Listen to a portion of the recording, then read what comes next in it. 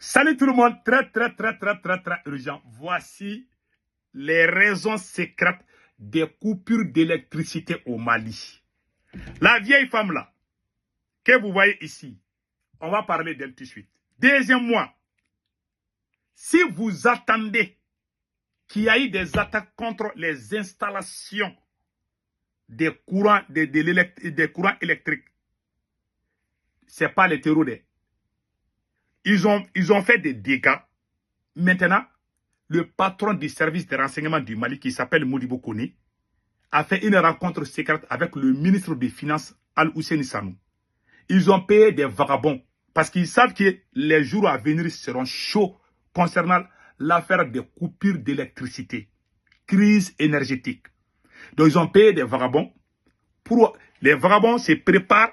Je dis pour que ça ne se passe pas. Si je dis ça aujourd'hui, il se peut qu'ils vont y reculer. Mais au moment où je vous parle, ils ont déjà payé les vagabonds.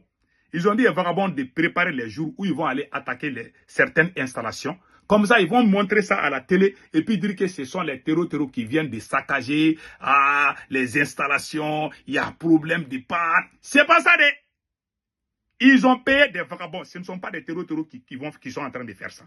Parce qu'ils savent qu'ils ont mis des gens incompétents qui ne peuvent pas faire le travail.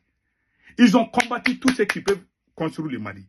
Ça, c'est la première raison. La deuxième raison secrète, c'est la maman du DG, le directeur général de l'énergie du Mali.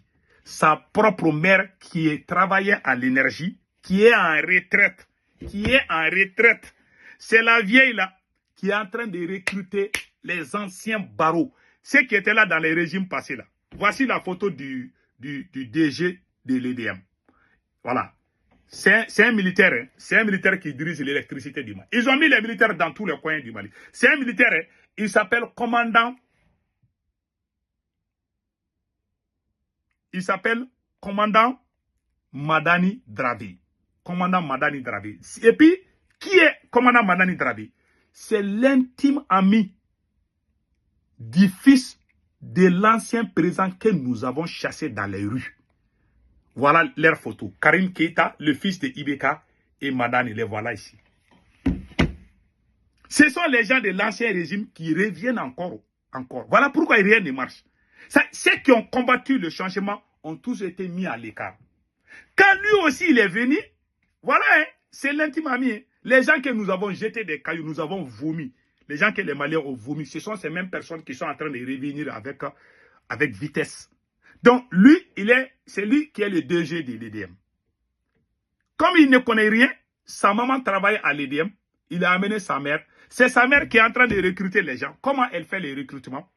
Les gens, quand elle te fait venir à l'EDM, tu lui payes des commissions. Si ton salaire est 200 000, alors, tu vas lui donner 50 000 francs CFA. Ou bien une part en toi.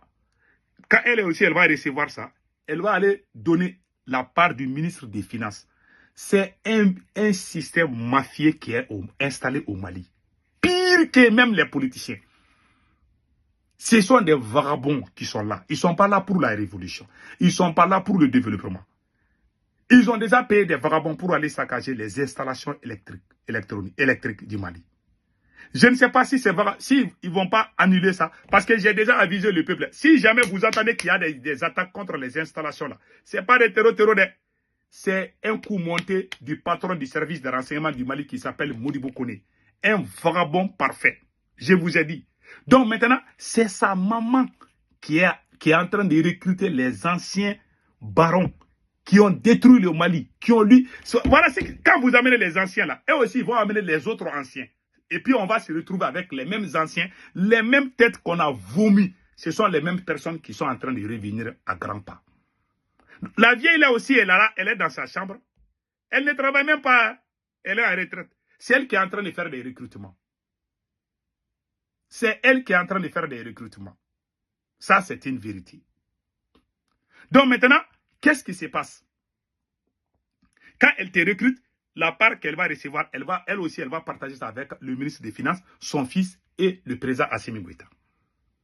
Les coupures d'électricité au Mali, ce n'est pas la faute au Premier ministre. Les gens qui s'acharnent contre le Premier ministre Ablaye Maïgala, il faut foutre la paix. Moi, je n'aime pas Ablaye Maïga, tout le monde sait ça. C'est un pion de la France, je sais. Mais cette affaire d'électricité, aujourd'hui, là, hier, il y a quelques années de cela, Ablaye Maïga était impliqué avec l'affaire du groupe électrogène. Le beau-frère d'Ablaye Maïga était impliqué. Mais là où nous sommes aujourd'hui, Ablaye Maïga n'est pas impliqué. C'est Assimi Goïta, le ministre des Finances, qui s'appelle Al-Hussein, et le patron du service de renseignement du Mali. Ce sont ces trois voyous qui sont en train de détruire le Mali. Quand tu es, comme on appelle là, quand tu es ministre, même le ministre de l'énergie actuel là, ce n'est pas sa faute. Ce n'est pas la faute au ministre de...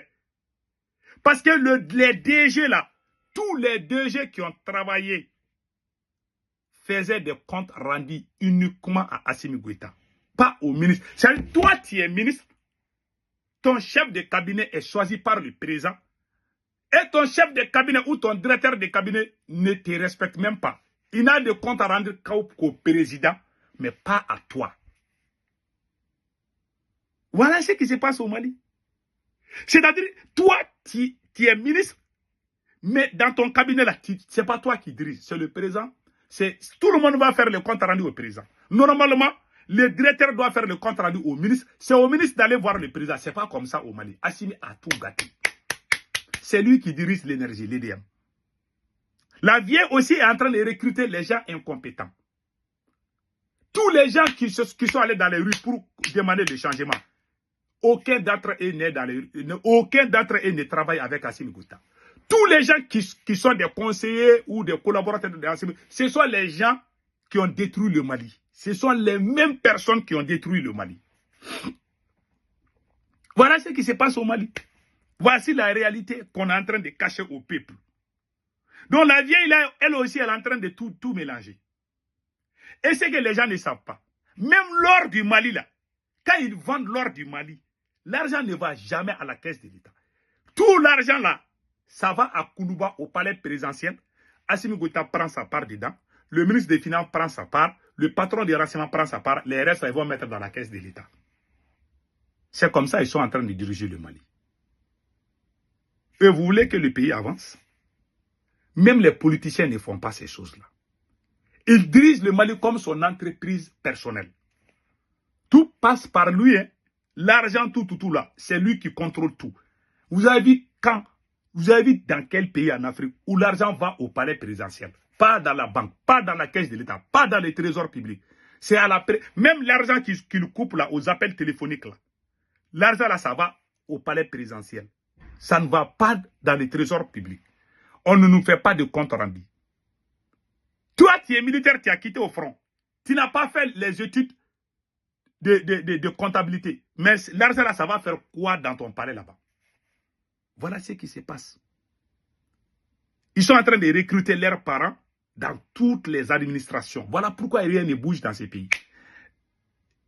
Le Burkina nous a dépassés. Le Niger nous a dépassés. On est les derniers des derniers. Voilà ce qui se passe dans notre pays. Donc, les coupures d'électricité là, les jours à venir seront catastrophiques. Ils savent cela.